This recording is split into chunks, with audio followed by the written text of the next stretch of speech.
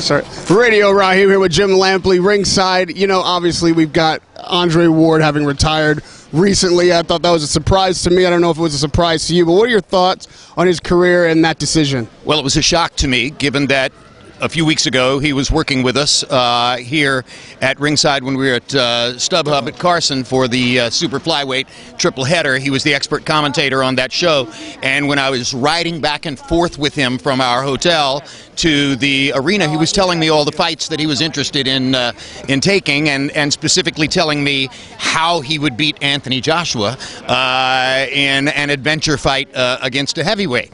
And those were fascinating discussions, and there was absolutely nothing in that content that suggested to me that he was thinking of stepping away. But he has always been very supremely his own person. I mean, I think nobody makes a decision for Andre Ward other than Andre Ward. Even Virgil Hunter, his trainer and surrogate father, doesn't make the call. Andre makes the call. When I spoke to him on the phone the other night, Wednesday night, before he made the announcement, he told me in no uncertain terms that this was a personal decision based on his needs as a human being, his desire to spend more time with his family.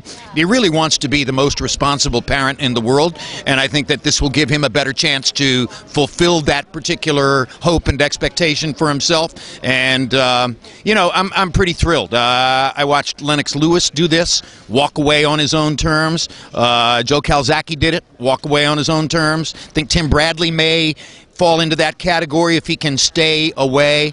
About a year and a half ago, Andre Ward said to me that the triple crown for a boxer is to retire with your legacy, your faculties, and your finances intact. He meant it, and that's what he's done. What do you think about Virgil Hunter having extended the offer of training Kovalev, and Kovalev considering it?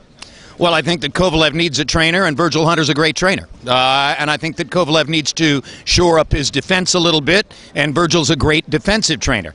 And I think that, you know, Kovalev might be stimulated intellectually and emotionally to be with the guy who worked with the guy who beat him and hurt him. And so, you know, I mean, there are a lot of other trainers in the sport. There are a lot of guys that Kovalev could turn to do good work for him and with him, but there aren't too many who are better than Virgil Hunter. And lastly, we had a replay tonight of Canelo Triple G.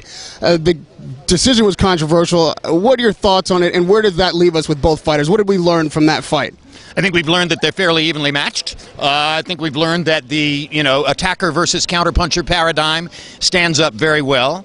I've learned that Gennady Golovkin is deteriorating before our very eyes. I think that he's slipping, and I did not see it as clearly in the Jacobs fight as I saw it this time, but most particularly his unbelievable footwork, his ability to trap opponents and put pressure on them isn't there anymore, and he only landed 8 body shots in the fight, apparently concerned about being countered upstairs by Canelo. Now, I say that despite the fact that I thought Gennady was actually the winner of the fight.